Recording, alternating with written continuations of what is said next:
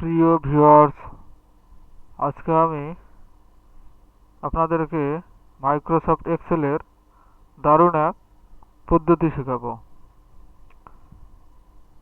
কোনো প্রোডাক্টের মোট তথ্য এবং এর যাবতীয় মোট হিসাবগুলো কীভাবে করতে হয় সেটি আমি আজ আপনাদের দেখাবো। এক নিমিষে করার জন্য অবশ্যই আপনারা ভিডিওটি দেখবেন। তো চলুন শুরু করা যাক।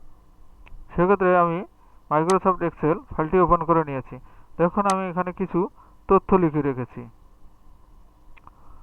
তো এই তথ্যগুলো এই দিক থেকে মোট কত হবে এই ঘরে বসবে, আবার এই দিক থেকে মোট কত হবে এই দিকে বসবে, আবার এই দিক থেকে মোট কত হবে সেগুলো এই ঘরে বসবে। তো কীভাবে করব এক নিমিষেই সেটি আমরা আজ আপনাদের দেখাবো। তো সেক্ষেত্রে আমি প্রথমে সবগুলোকে সিলেক্ট করে নেব। মনে রাখতে হবে একটি সেল বা একটি ঘর এক্সট্রা নিতে হবে। দেখুন এখান থেকে এখান পর্যন্ত আমার তথ্য দেওয়া আছে, সেক্ষেত্রে আমি একটা বাড়তি ঘর নিয়েছি, এদিকেও নিয়েছি এদিকেও নিয়েছি। তো এরপর টোটালটি আমি মার্ক করেছি। মার্ক করার পর কিবোর্ড থেকে প্রেস করতে হবে অল প্লাস ইকুয়াল দেব। তাহলে দেখুন কত সুন্দরভাবে এই দুটি ঘর ফিল আপ হয়েছে।